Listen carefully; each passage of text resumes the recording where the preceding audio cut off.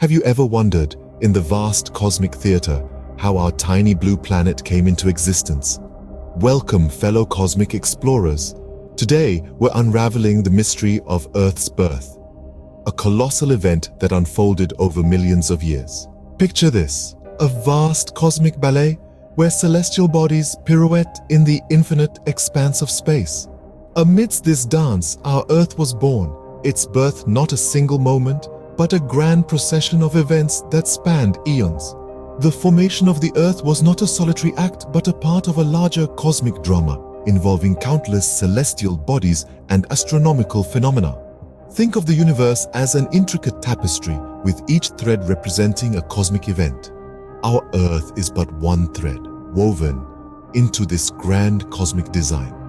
With this perspective in mind, the birth of our home planet becomes a chapter in the larger story of the cosmos. Now, prepare to embark on a journey back in time to the very beginning of our home planet. Imagine, if you will, a time 13.8 billion years ago when everything that exists was condensed into a single point of infinite density. This was the state of the universe, an extremely hot and dense point, a singularity.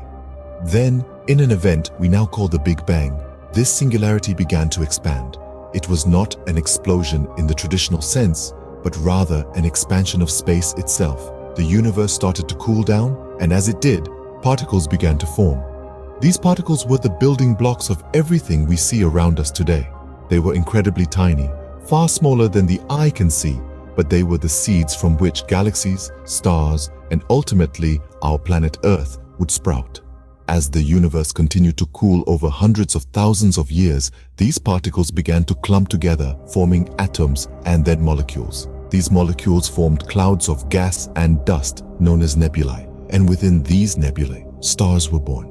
But how did these stars give birth to planets like our Earth? Well, when a star forms, it's surrounded by a disk of dust and gas. This is the leftover material that didn't make it into the star. Over time, these particles start to stick together, forming larger and larger clumps. These clumps eventually become planetesimals, the building blocks of planets. Our planet Earth was born in just such a way, from the cosmic dust around a young star, which we now call the Sun. The process was not quick or simple. It took millions of years for the dust to accumulate, forming a hot, molten mass. This mass eventually cooled and solidified into the Earth we know today. So, the next time you look at a dusty shelf or a dirty window, remember, dust is not just a nuisance. It's a testament to our cosmic origins. It's a reminder that we and everything around us are made of star stuff. Thus, from the chaos of the cosmos, our Earth began its journey. Our journey continues into the Hadean Eon, the earliest and hottest period in Earth's history.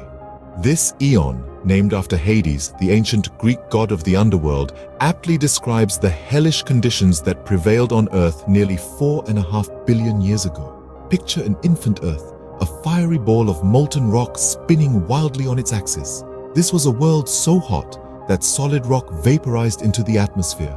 The Hadean Eon was a time of intense bombardment by asteroids and comets, a phase known as the Late Heavy Bombardment. Each impact melted the surface anew, keeping our planet in a state of perpetual molten flux. But even in this inferno, the foundations for a stable Earth were being laid. The planet's molten exterior began to cool, a process that took hundreds of millions of years. As the surface cooled, it solidified, forming the Earth's first crust. But the Hadean Eon had one more dramatic event in store. Around 4.5 billion years ago, a Mars-sized object, named Theia by scientists, collided with the young Earth. This colossal impact shattered Theia and a portion of Earth, ejecting a vast amount of debris into space. Over time, this cloud of debris coalesced, forming our moon. This event not only gifted us with our lunar companion, but it also tilted Earth's axis, creating the seasons we experience today. The Hadean Eon was a time of fire and brimstone, a time of chaos and creation. It was during this tumultuous eon that our planet began to forge its identity, laying down the first chapter in the story of Earth. just like a phoenix rising from the ashes, our Earth began to take shape.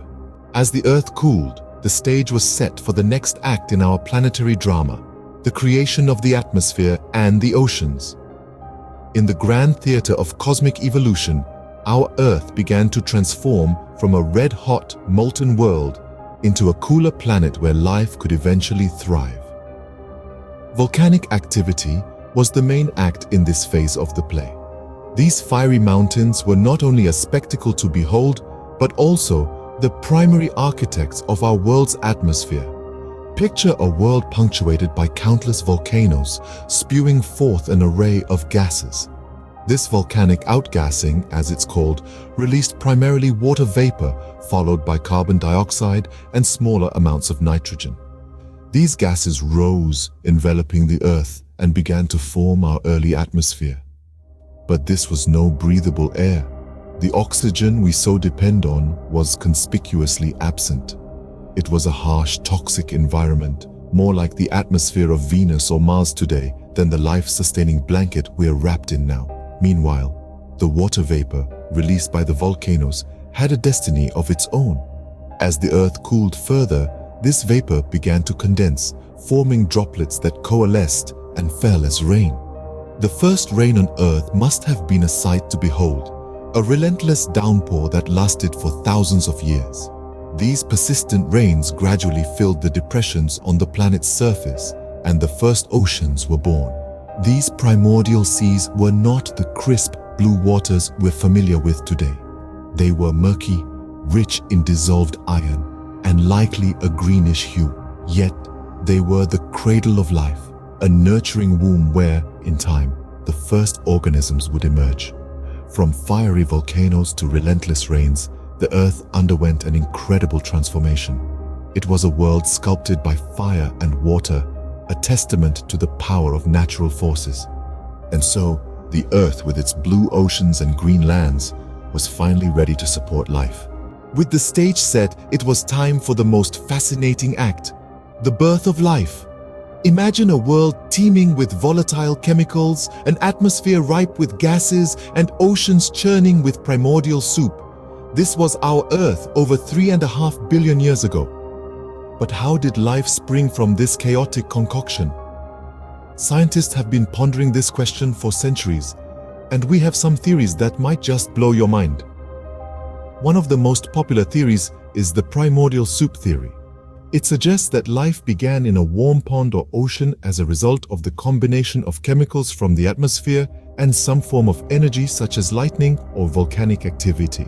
The energy would have caused the chemicals to form complex molecules. And over time, these molecules organized themselves into self-replicating entities, the earliest forms of life. But what if life on Earth didn't start on Earth at all? This brings us to the theory of panspermia. Some scientists suggest that the building blocks of life, or even simple life forms themselves, may have arrived on Earth from space, hitching a ride on comets or meteorites. If this theory is true, then life is not unique to our planet but a cosmic phenomenon. Then there's the RNA world hypothesis, which posits that the first self-replicating molecules were not DNA, but RNA, a close cousin.